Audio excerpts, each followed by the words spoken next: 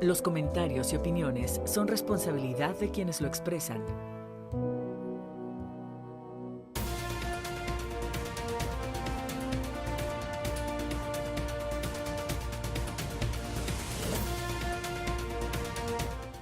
Muy buenas noches, este es el espacio de la entrevista y el contexto de lo que hoy estaremos platicándoles a todos ustedes. Quienes hacen la historia oficial marcan a los protagonistas entre buenos y malos, según sea el resultado de sus propias conclusiones, regularmente avaladas por quienes detentan el poder. Así surgen hombres estigmatizados de antemano. Uno de ellos, en la historia de México, es el de José María Calleja. ¿Quién es? ¿Quién fue? ¿Cómo surge? Es un hombre ilustrado, con mente educada en la estrategia militar y la recompensa de las incursiones y defensa de territorios, pues le dieron un gran caudal de bienes y un gran botín. Para hablar acerca de este tema, pero sobre todo para presentarnos un libro que pronto también muchos jalapeños, jalapeñas, veracruzanos lo estarán disfrutando próximamente en la Feria Internacional del Libro 2018. Se encuentra con nosotros el doctor Juan Ortiz Escamilla, autor del libro Calleja, Guerra, Botín y Fortuna. Un placer tenerlo esta noche aquí en la entrevista. Buenas noches, encantado de saludarle. Muchísimas gracias. Pues me gustaría saber, precisamente partir con esa pregunta. ¿Quién es José María Calleja y por qué, escritor, resulta clave en la historia de los finales del siglo XVIII y de principios del siglo XIX? Por favor. En primer lugar, porque es el antihéroe por excelencia de la historia de la Guerra de Independencia en México. Y creo que sin estudiarlo, no estábamos entendiendo, no teníamos la película completa de lo que ocurrió en esa guerra. Yo creo que debemos estudiar a los malos, a los antihéroes, porque a través de su personalidad o de su figura podemos entender las estrategias del gobierno para combatir, por ejemplo, a los insurgentes, cómo los combate, sí, cómo se combaten, las estrategias que se hicieron, de qué manera este señor llega de España siendo capitán de milicias y en 27 años se convierte en uno de los hombres más ricos de España, no de la Nueva España, de España. Sí, entonces, ¿cómo hace que esa ahí sí fortuna? Se manejaba el dinero y las fortunas, ¿no? Exacto. Entonces, mi idea era primero explicar quién es este personaje. Él era un pueblerino de Medina del Campo, en Castilla la Vieja. Se incorpora como cadete al ejército español, participa en las guerras del Mediterráneo contra Inglaterra, por el sitio de Gibraltar, Mallorca, Menorca, Argel, y de ahí llega en 1789 con el virrey Revillagigedo, para organizar y poner orden en la frontera de México. Entonces el señor lo mandan a la frontera. Me suena, ¿eh? O sea, por lo que está pasando ahora. Tiene que ver con eso. Claro.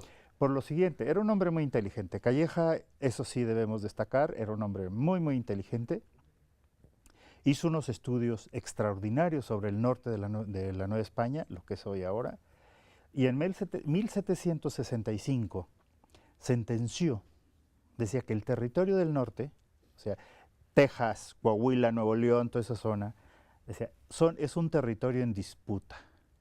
Se lo están peleando los nativos, los pueblos originarios, los españoles, los ingleses, los franceses, los norteamericanos, pero además los apaches y comanches desplazados por los norteamericanos del norte que venían hacia el sur. O sea, este es un territorio en disputa y aquella nación que haga del vecino un soldado e imponga su religión, se va a quedar con esos territorios.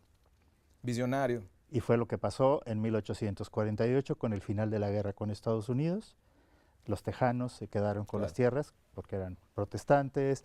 Esta es otra historia, pero lo que quiero destacar es la capacidad, la inteligencia que tuvo Calleja para prever ese problema que iba a pasar. El segundo tema me parece muy importante y está relacionado con todas las estrategias contrainsurgentes. Es el estratega de la contrainsurgencia. Y lo que él siempre dirá durante toda su vida hasta su muerte, y lo dice su epitafio, que él salvó una causa perdida. El cura Hidalgo logró formar gobiernos americanos en ciudades, villas y pueblos de todo el centro de la Nueva España. Zacatecas, Guadalajara, Valladolid, lo que es hoy Morelia, Aguascalientes, San Luis Potosí, formaron gobiernos y lo perdieron. Lo perdieron en 6 meses. Pero esto tiene que ver las estrategias de Calleja para contrarrestar y revertir todo el movimiento que ya se había dado. Es una gran lección la que nos deja ahí en ese sentido. Entonces, maestro, mártir, truán o héroe, ¿se le puede considerar? Bueno, en su época, para algunos, bueno, a él se le comparó y se le equiparó con Hernán Cortés. Se le llamó el segundo conquistador de México. Es decir, él lo que hizo fue reconquistar los territorios que ya se habían insurreccionado con Hidalgo y con Morelos. Obviamente es un truán. Algunos colegas dicen que si uno lee el libro, pues Calleja podría ser el padre de la patria. Es decir, en el sentido de que fue el que creó las instituciones que van a permitir el tránsito de colonia a nación. Pero es un truán, es un sinvergüenza, porque aprovechó su inteligencia para convertirse en un hombre para muy enriquecerse. rico. Y todavía las familias, sus descendientes hoy en día, forman parte de las 300 familias más ricas de España, hoy en día. También me suena conocido, no sé por qué, es muy actual el tema que estamos tratando esta noche. Me gustaría abordar también, porque finalmente le tocó vivir pues, el florecimiento de la Nueva España, un proceso importante también de la España, pero también le tocó vivir un momento que quizá para él fue un factor de derrota. No hemos leído todavía el libro, pero sí hemos tratado de adentrarnos en lo que usted escribe, porque le toca vivir el debilitamiento de la corona española en Europa y la transición, una transición importante, violenta también, sangrienta, en el siglo XIX, ¿no? Sí, tenemos un problema los historiadores, bueno, los españoles y los de toda América, de separar las historias. Entonces pareciera que la historia de México no tiene nada que ver con la española, ni con la cubana, la venezolana, la argentina, y resulta que forman parte de un mismo proceso. Por supuesto. Entonces viene una crisis económica por la Real Orden de Consolidación de Vales Reales de 1804, por la que se da una descapitalización de la economía, no solamente en Nueva España, sino en toda América. La corona española necesitaba dinero para la guerra, financiar la guerra, y lo va a sacar de donde puede. Y lo que va a ocurrir es durante la época colonial, quien prestaba dinero, financiaba parte de la economía, era la iglesia, y la obligan a hacer efectivas las hipotecas de ranchos y demás. Entonces lo que va a pasar es que muchas familias, clase media, se quedan sin nada. Entre ellos el cura Hidalgo, que perdieron la hacienda de Corralejo y por esa causa su hermano se suicida. Por lo tanto, hay muchos agravios, la gente está muy enojada, está muy a disgusto, pero por otro lado, España está peleando contra los franceses que han invadido el país. Entonces hay un problema grave, crítico, pero de ese movimiento surge otro, más popular, más identificado con los intereses locales. Surge la Constitución de Cádiz de 1812 y lo que vemos es el origen de los gobiernos municipales, el origen del municipalismo en México, es el antecedente de los congresos de los estados, de la creación de este sistema nuestro mexicano, surge en 1812. Entonces esa parte también es parte de esta historia que tenemos que contar y que es de los dos lados. Entonces, maestro, usted mismo explica en una parte de estos mismos escritos que hace en la presentación de su propio libro, dice usted que al conocer a José María Calleja podemos descifrar el ADN político de nuestro país y así también podríamos entender cómo fue la construcción de nuestra propia nación, ¿no? Bueno, el ADN sí tiene que ver con corrupción, que es un tema muy actual, tiene que ver con abuso de poder, claro, tiene que ver con violaciones a los derechos humanos de una manera desmedida. La Calleja aplicó el diezmo a los pueblos que no le eran fieles, arrasó con pueblos incendiados, reubicados, hubo desplazamiento de población. Por esta razón, ¿no? Por el tema de la guerra, por no ser leales y sobre todo las ejecuciones sumarias y demás. Y la fortuna es la que cuenta la historia, ¿no? ¿Cómo se transfiere ese dinero? Imagínense que nosotros se puede hacer. es seguir la ruta del dinero de todos los políticos de este país. Es decir, de todos los que han abusado del poder y demás. Esto se puede conseguir. Y exhibirlos. Claro. Pero exhibirlos con pruebas fehacientes. Esta es una muestra de que se puede hacer.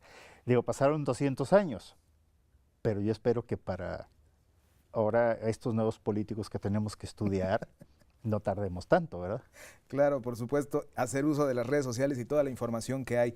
Es muy interesante el estudio que hace para que pueda realizar este libro que hoy tenemos y que nos está presentando, pues prácticamente en exclusiva, ¿no? Para Radio Televisión de Veracruz, y que lo estará haciendo próximamente en la feria. ¿Cómo inicia este proceso de investigación? ¿A cuántas ciudades de nuestro país, de Europa, lo llevan a viajar para que hoy tengamos este libro aquí? Bueno, este libro es como la continuación de mi primer libro, Guerra y Gobierno, Los pueblos y la independencia de México, donde yo explico la historia no desde los héroes, sino desde los cambios políticos sociales que se dan a nivel local.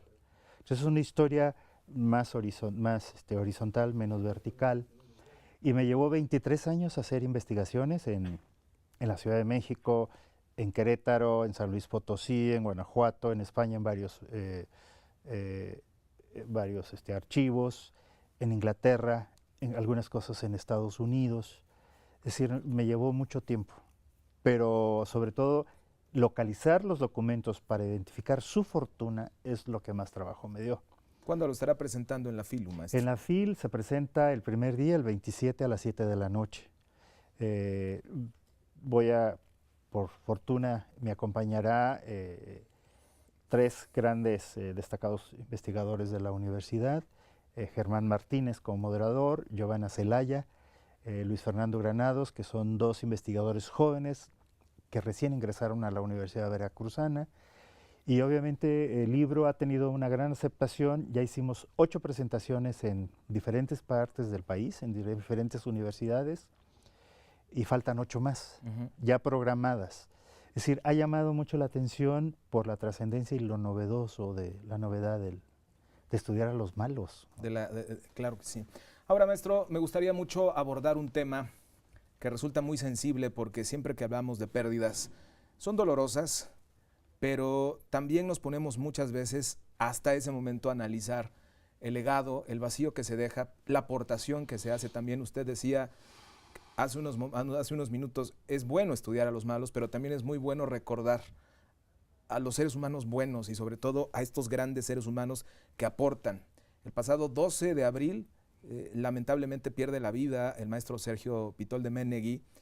¿Qué significa esta pérdida para las letras, para la literatura, no tan solo de la entidad, del país, incluso también del mundo?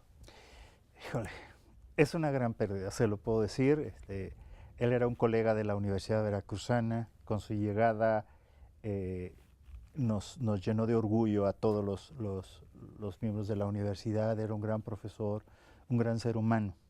Digo, eso nadie lo va a negar nunca. La verdad, en lo personal, a mí me da muchísima tristeza. Una pérdida como él, del tamaño de él, un hombre universal, que dio mucho por las letras, pero sobre todo dio mucho a Veracruz y a la Universidad Veracruzana. Seguramente habrá muchos reconocimientos, pero la mejor manera de recordarlo es leyendo su obra. Realmente fue un gran hombre, y a mí en lo personal sí me afecta muchísimo su partida. Muy bien. Pues queremos agradecerle de verdad esta aportación que nos hace, el cariño con el cual recuerda al maestro y sobre todo también el gran cariño con el que viene hoy a hablarnos de este trabajo que finalmente será un éxito. Son 23 años, nos dice, de investigación, de mucho trabajo que hoy nos está presentando aquí en Radio Televisión de Veracruz. Yo lo único que quiero es reiterarle que tiene las puertas abiertas siempre y cuando usted lo desee, para venir a hablar de su trabajo, para venir a hablar de sus procesos de investigación y para que nos siga presentando estos hijos que de repente tienen tanto éxito y que nos dejan una enseñanza, porque parece que la historia no cambia, maestro, ¿eh? Bueno, sí. Sí, la historia, bueno, sí cambia, los hechos no. Así es. Le quiero agradecer. Muchísimas gracias. Muchísimas gracias. Juan Ortiz Escamilla, autor del libro Calleja, Guerra, Botín y Fortuna, que esté esta noche con nosotros platicando. Muchísimas gracias. Muchísimas gracias. Continuamos, vamos del otro lado del estudio a despedir el informativo.